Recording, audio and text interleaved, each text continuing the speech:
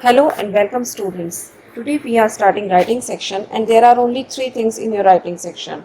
Letter writing, article writing and story writing.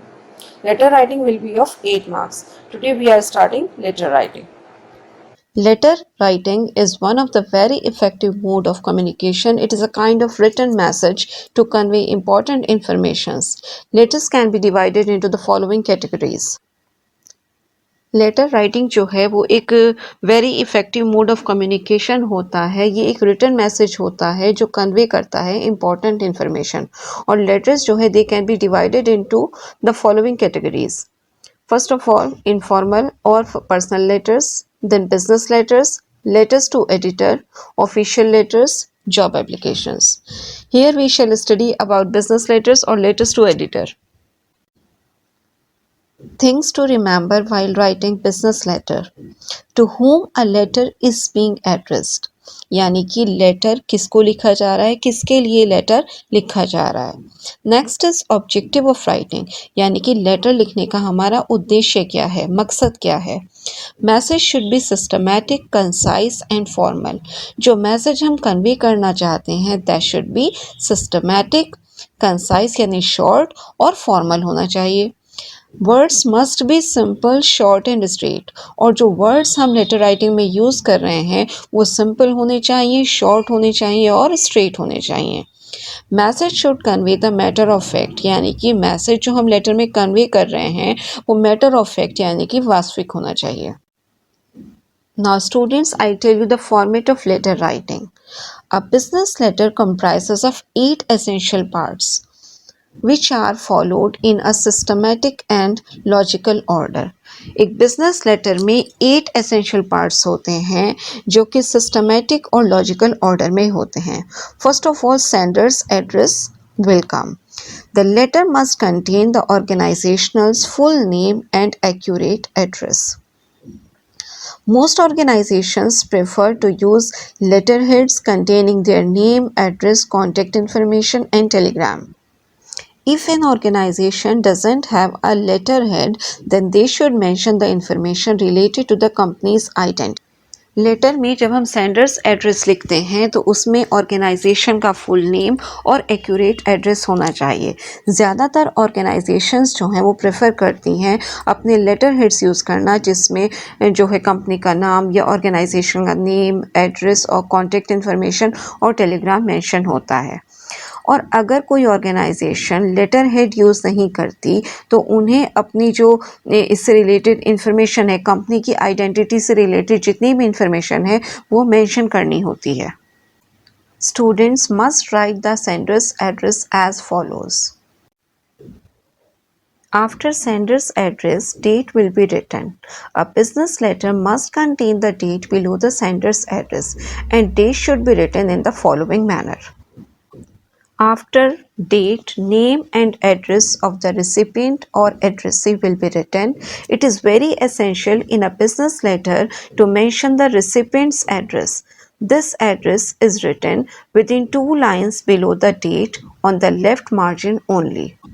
Business letter में recipient's address या फिर addressees address लिखना बहुत ज़रूरी होता है, यानी कि जिसको लेटर लिखा जा रहा है उसका एड्रेस लिखना बहुत ज़रूरी होता है। और ये एड्रेस विद इन 2 लाइन्स लिखा जाता है just below the date on the left margin only. After this, subject will be written. This is the most important part of business letter as it offers the main objective of the letter to the recipient. The subject must be written in not more than a line. It must be adequate and succinct and is written below the recipient's address. That should be written in the following manner. ये business letter का सबसे important part होता है क्योंकि ये offer करता है objective of the letter to the recipient, यानी कि जिसको हम लेटर लिख रहे हैं उसको हमारे लेटर लिखने के उद्देश्य के बारे में बताता है। और जो सब्जेक्ट हम लिख रहे हैं वो 1 लाइन से ज़्यादा का नहीं होना चाहिए, वो बिल्कुल एडिक्वेट होना चाहिए और संक्षिप्त होना चाहिए, छोटा होना चाहिए और रिसिपेंट्स एड्रेस के जस्ट बिलो लिखा जाना चाहिए। After subject salutation will be written, it is also essential while writing a letter. It serves as a greeting and regard to the recipient.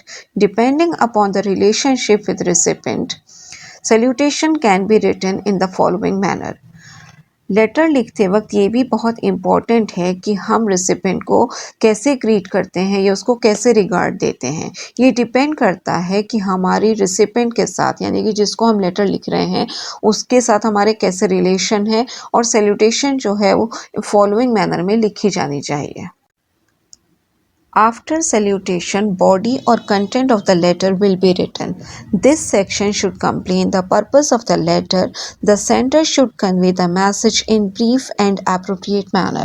The matter should be to the point and confined only to the particular issue of writing. In business letter, particularly, there is no place for pointless facts or superfluous things. Salutation के बाद body और content of the letter लिखा जाता है। इस section में हम अपना लेटर लिखने का पर्पस एक्सप्लेन करते हैं और सेंडर को जो मैसेज कन्वे करना चाहता है वो बिल्कुल ब्रीफ और एप्रोप्रिएट मैनर में कन्वे करना चाहिए, और जो मैटर लिखा जाता है वो बिल्कुल टू द पॉइंट होना चाहिए और जो पर्टिकुलर इशू है लेटर लिखने का उससे रिलेटेड होना चाहिए। और पर्टिकुलरली बिजनेस लेटर्स में कोई प्लेस नहीं होता है, कोई जगह नहीं होती है पॉइंटलेस फैक्ट्स लिखने की या फालतू की चीज़ें लिखने की। After writing body of the letter, complimentary clause will be written. The letter must end with a short and courteous remark followed by a comma.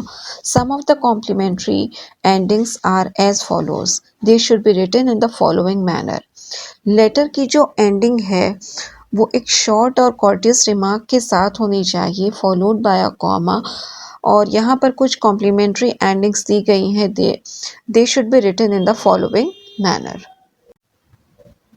Signature is the last section of a business letter. A business letter requires full signature with name and designation of the sender just below the complimentary. They should be done in the following manner. Business letter का जो last section होता है वो signature होता है, और एक business letter में ज़रूरत होती है फुल सिग्नेचर की with name and designation of the sender, और ये just below the complimentary close लिखा जाता है। Students, here I have given an example of letter writing.